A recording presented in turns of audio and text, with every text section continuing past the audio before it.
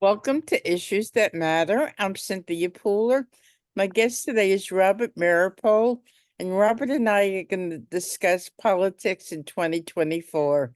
So, Robert, over the past couple of years, we've kind of, talked a little bit about, politics, but we're right in the season. So what's your opinion? What do you think? Well, I think that, I think before I get to what I think, I want to share a sort of general attitude that I have towards uh, the current political situation, and in particular, talking about the presidential race for this coming November. And that is that rather than being depressed over the situation that like a lot of my friends are, I find myself being more disgusted than depressed. And my disgust is, my starting point on this is who's going to get elected? Well, it's either going to be Trump or Biden. Those are the only two people running who have a chance of getting more than 270 electoral votes in our system. Mm. So, and when I look at that choice, I get disgusted because I feel like I have to vote for Baby Bomber Joe. And voting for Baby Bomber Joe really disgusts me. But I know that Trump would be worse. Now, that said, uh, you know, I actually think, and we are in the midst right now of um, the Trump trial. Uh, we, in some ways, it's good timing that we're talking today because we don't know whether he's going to be found guilty or not. Right. I think I've been following the trial I describe myself sometimes as a recovering attorney, uh, as as someone who I find myself fascinated by the legal ins and outs, and following it pretty closely. And my analysis of what's going on is the prosecution is very pleased with how it's gone, and the defense is not. And I think that the overwhelming physical evidence is what is going to ultimately determine what the jury decides, not the oral scandalous testimony that we've heard. And when I look at that situation, I say, well, either there's not going to be a not guilty finding. There will either be a guilty finding or a hung jury. The hung jury possibility is very real because all it takes is one stealth Trump supporter Right. among the jury pool. So one or the other of those two things, I think, is going to happen.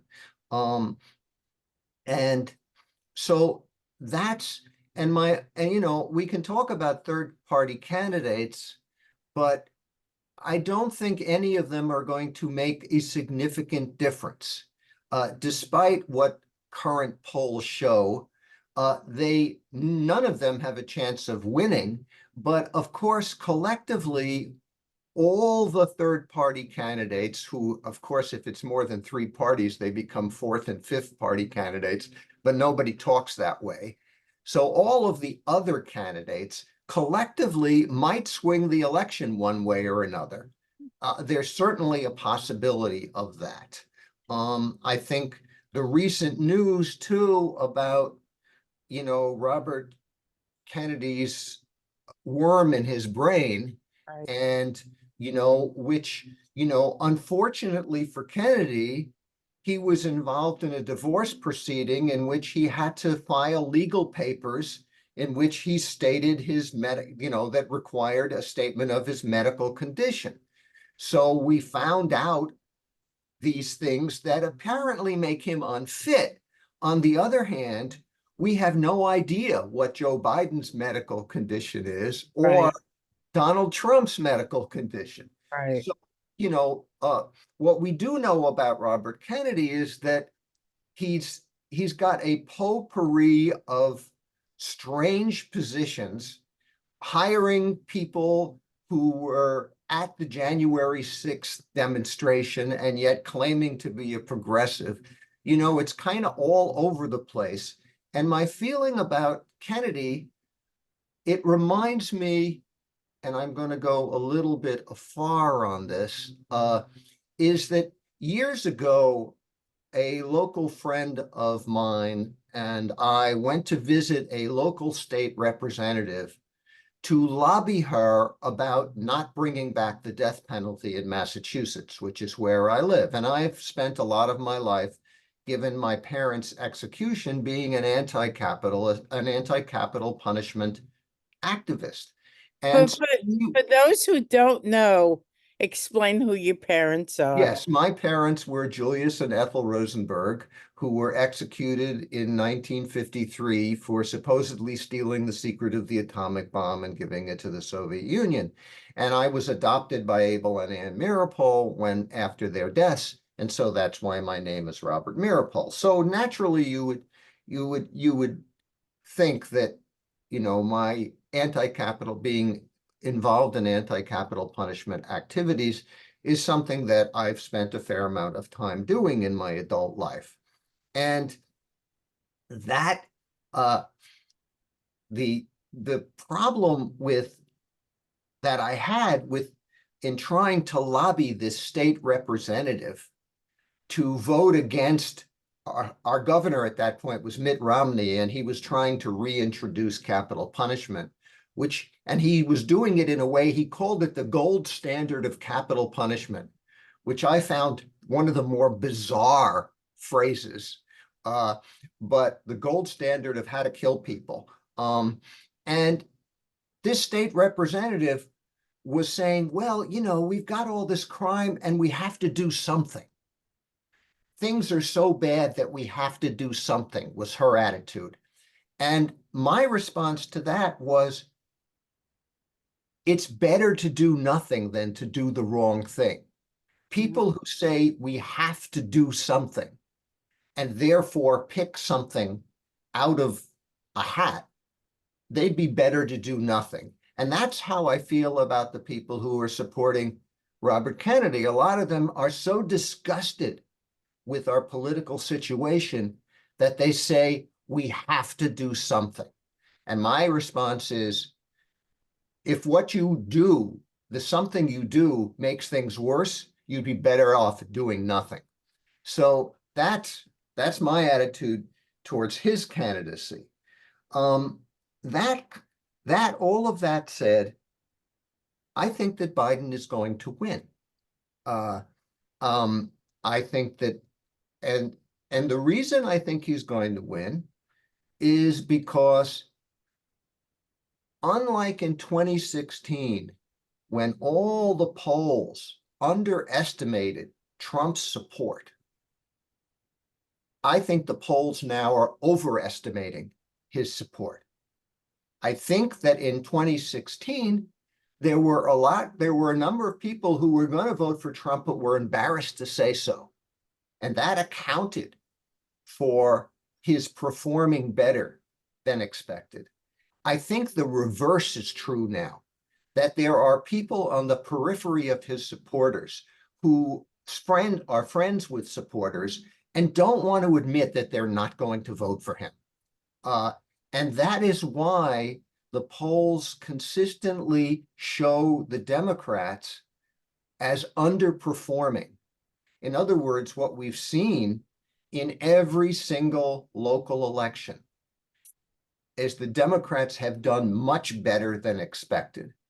And when you couple that with the fact that Trump, you know, like the Indiana primary, in which Nikki Haley isn't even on the ballot, only Republicans are allowed to vote, and she still got 20% of the vote. And that wasn't for crossover because there's no crossover in Indiana. So I think the reality is that Biden will lose, but what I think in May and what happens in November can be two entirely different things. I've You been just wrong before. you just you just said Biden will lose, but a couple I of meant I meant that Trump will lose and Biden okay, will win. okay. My question to you is, what's your basis when you say that you think Trump will be worse than Biden? Well, my basis is take a look at the war in Gaza. What is Trump saying? Bomb the hell out of them, destroy them all. And what is Biden saying? Let's find some sort of compromise here. Let's not don't if you invade Rafa, we're going to cut off aid to you. It is clear to me already that terrible as baby bomber Joe is and has been, that he is actually reining Israel into a degree. And if Trump is elected president, Netanyahu will be given free rein to destroy Gaza and kill hundreds of thousands more Palestinians. Us that's one example.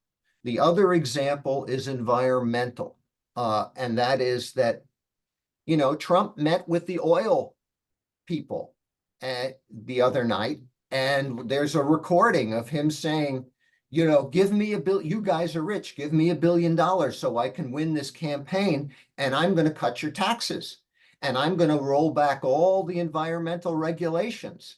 And, basically, I'm going to destroy the environment so you can make more money. And that is worse than what Biden is doing. Now, Biden supports, and then thirdly, there is a real, and this is the core of my analysis of what's going on in the United States today.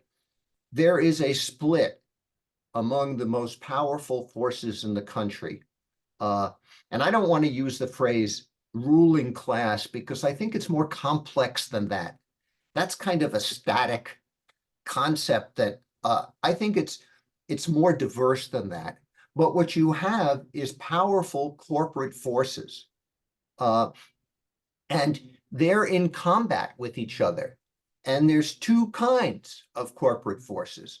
They're what I call the circle the wagon folks. And these are the people who see in what's going on in the world and the increasing environmental problems and the fact that we're going to have hundreds of millions of refugees, perhaps billions, as things get worse. And so we've got to circle the wagons and protect what we have and be Christian nationalists. And there are people like Trump and people like Viktor Orban in Hungary and people like Putin in Russia, all of these places where we've got to protect ours. And what we want is we want sameness. We don't want diversity. We're scared of people who are different from us, and we're going to defend ourselves against them because they're trying to take what we've got, and there's going to be less and less to go around. That's the circle the wagon folks, and that's who Trump represents.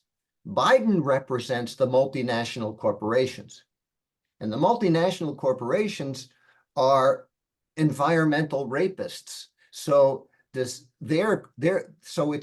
from an environmental perspective, despite Biden's lip service to the environment, I think that whatever green policies he pushes come within the context of corporate consumerism and being able to maintain corporate consumerism. And that will make it very unlikely that we're going to solve our environmental problems. And so you think, why is that any better than Trump? Well, the reason it is because these multinational corporations need to sell to multinational people, and they want to make as much money as possible. So they want to sell to gay people. They want to sell to trans people. They want to sell to people of color. They want, the whole world to be their market. And therefore, they are promoting diversity and identity politics. And that's why you have all the, personal diversity championing that goes on within the Democratic Party. That takes place within the context of consumer capitalism, but it gives, I believe, and for me, what I fear the most is I know there could be a nuclear war. I know Trump could impose authoritarian fascism here in the United States. And those are big fears. But what I fear the most is environmental destruction, because what I see us careening towards is a planet where it will be very difficult to grow our food. The water will be poisoned and the air will be hard to breathe. And that's going to make human life very, very difficult. And so how are we going to prevent that from happening? Well, I'm not optimistic, I must admit. But if we have a chance at all, and this is already happening globally among indigenous people all over the world, we need to figure out a way to have the most massive, diverse coalition that the world has ever seen to prevent corporate capitalism from destroying us. And the fact that one element of powerful forces within the country are promoting such diversity creates an opening to create the diverse response that's going to be absolutely necessary. Within the framework of the circle the wagons people, that will be impossible.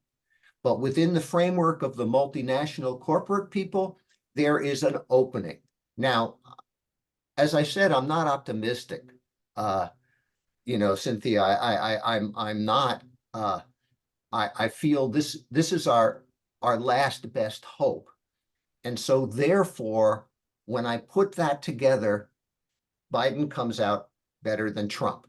Okay, that's my response to your question.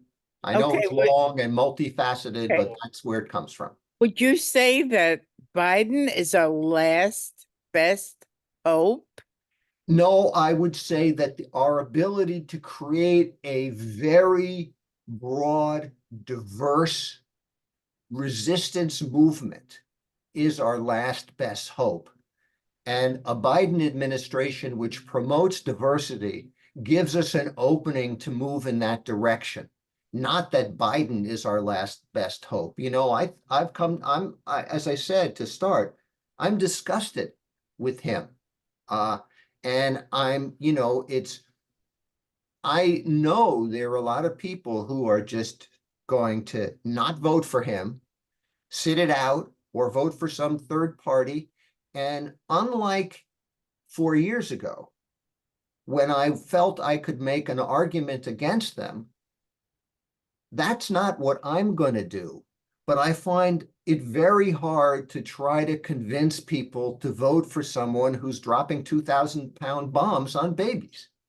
So I'm giving you my position, but Okay. it's not, it's not, it's pretty nuanced at this point because of my disgust with the situation. Okay, what about Ukraine? Well, you know, Ukraine is an environmental disaster, and the continuing war in Ukraine will be an environmental disaster. And therefore, I can understand people saying, let's have a negotiation.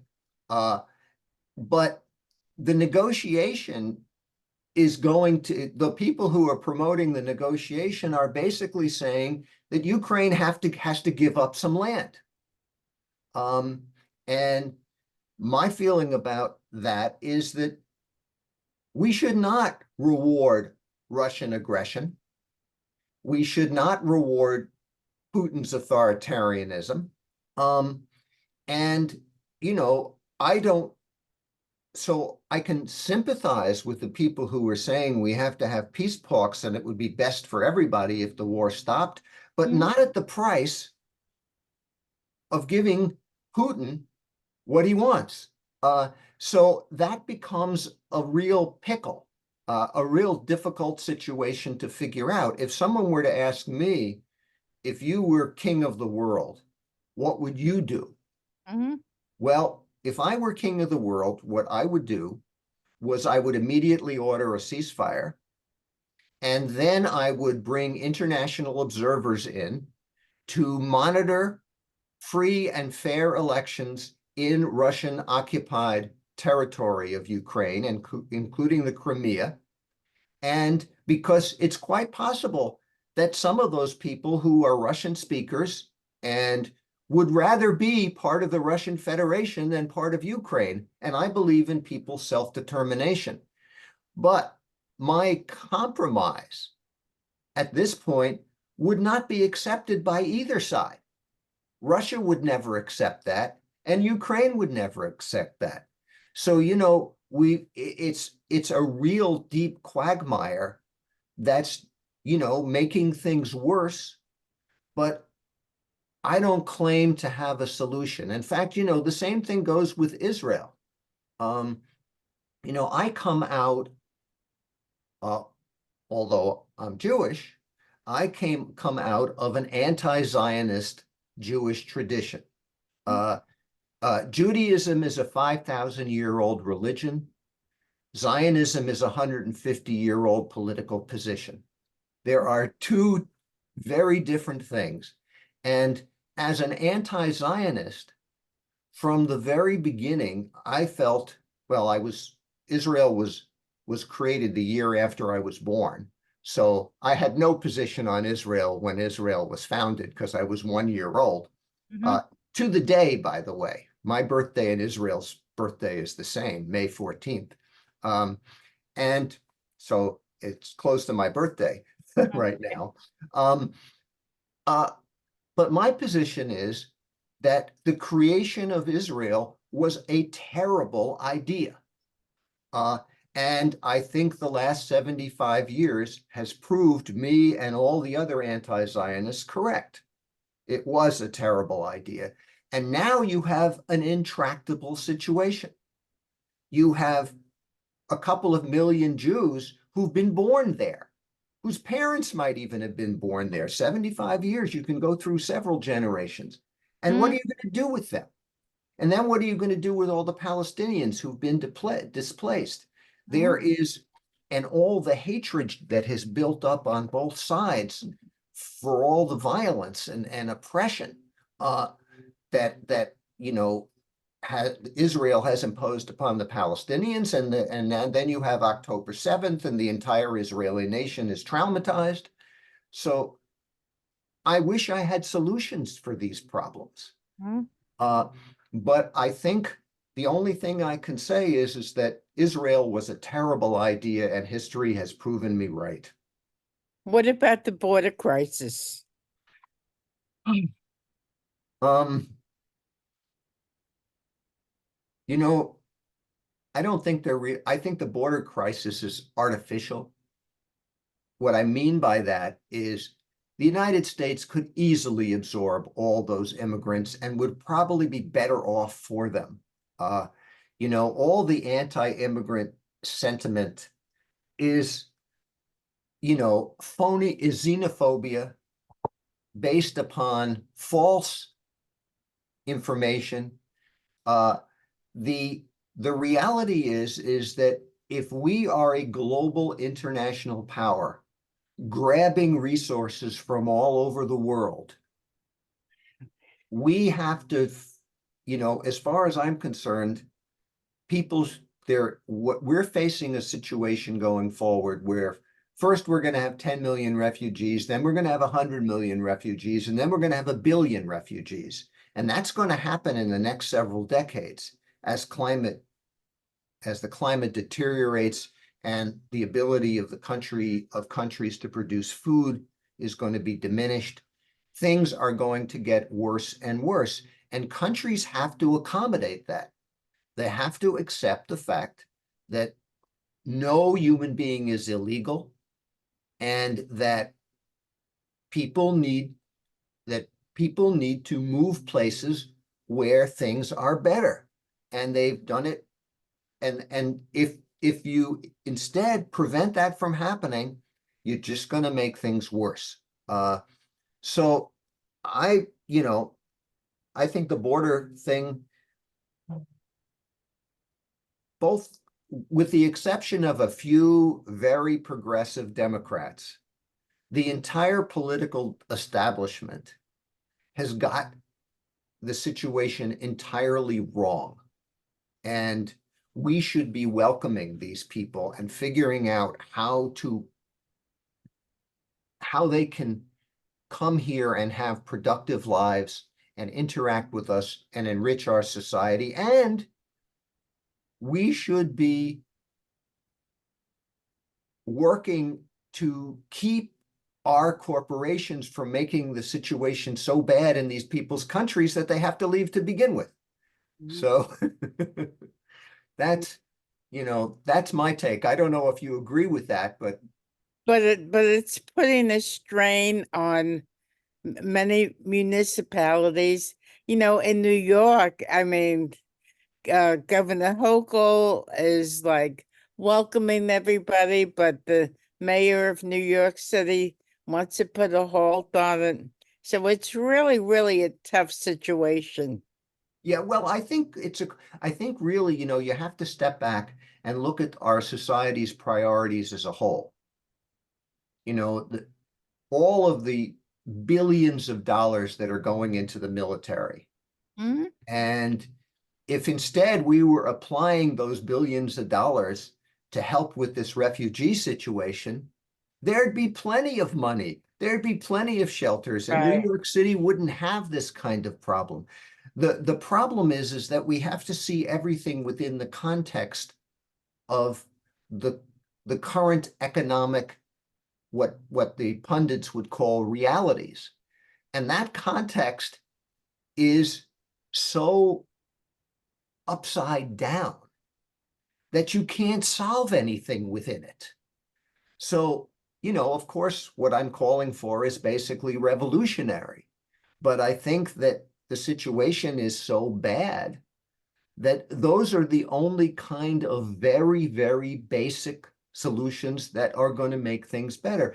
And that, of course, informs my relative pessimism, because while I believe this is what needs to happen in order for things to get better, I don't actually see it happening. Uh, and when you look at that and you put it in the context of this upcoming election, I wouldn't be surprised. One of the things that will interest me in 2020, 82 million people voted for Biden and 75 million people voted for Trump. That's approximately correct. That's 157 million people voted. I wouldn't be surprised if only 140 million people vote in this next election, even though the population has grown. Because I think that there are a lot of people out there who, like me, are disgusted, and they're going to just stay home. So you don't think they'll vote third party? I I think a few of them will, but I think in numbers, the vast majority of them who are disgusted are just not going to do anything. That's uh, and I can't blame them given the choices they have. I mean, I was reading an editorial which talked about Biden as the lesser of two evils, and it concluded, I'm going to vote for Biden as the lesser of two evils, but I really can't criticize people who won't, because the lesser of two evils is still evil. Right, right. So, we're talking on a Friday, and next Monday, Michael Cohen's going to take the stand. Do you think this trial is necessary? Well, I think yes, it is. And I think, it is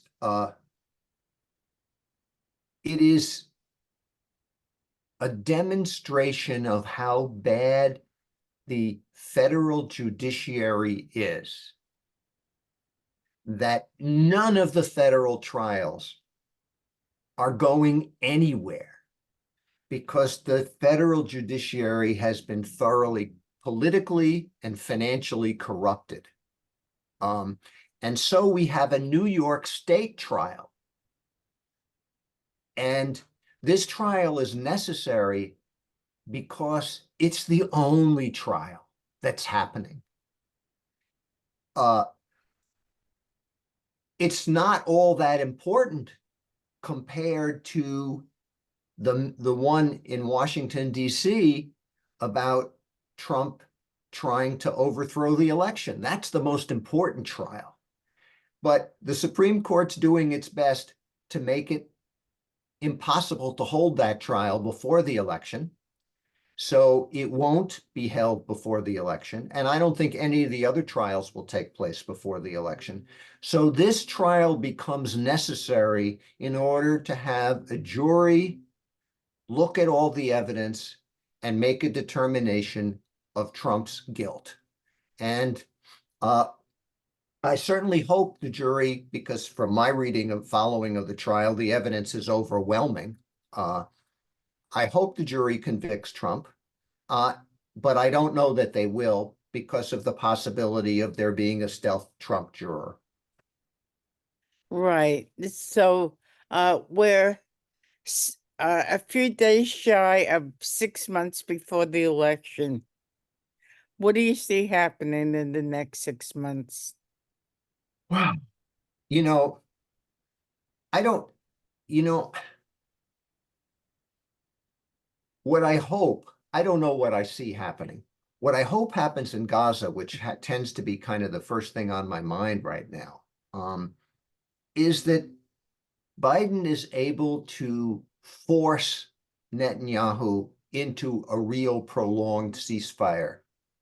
And the prolonged ceasefire leads to a cessation of hostilities and killing. And that this happens for the next, between now and the election and continues through the election. I don't, my guess is that Ukraine is going to continue as it has. It will be interesting to me this summer whether we have some horrific weather events that, dwarf what we had last summer, some of which were really horrific. And that environmental damage caused by what happens between now and November, is that going to have an impact on the elections? I don't know. It's quite possible, and that's one thing that I'm looking for in the next 6 months. You know, are we going to have forest fires like we had last year, only bigger? Are we going to have massive hurricanes? Are we going to have things that jeopardize the lives of millions of people in the country? And will that have some sort of impact on how they act in November? That remains to be seen. So those are the things that are on my mind in terms of the next 6 months. Of course, there are a lot of other things that will go on as well. And then there are wild cards. You've got someone who's 81 running against someone who's 77. Could either one of them have a stroke or a heart attack? Or who knows? Right. And we'll just, one of the things about if we survive the next 6 months, I guess we'll see. I mean, who knew that just 2 months ago I'd wake up with an awful pain on my side and find out it was appendicitis, Mm. and they diagnosed it wrong, and it was just a horror. So who knows what the future holds. However, I can tell you one thing. If something medically bad happens to either Trump or Biden, they'll get a lot better medical care than you did.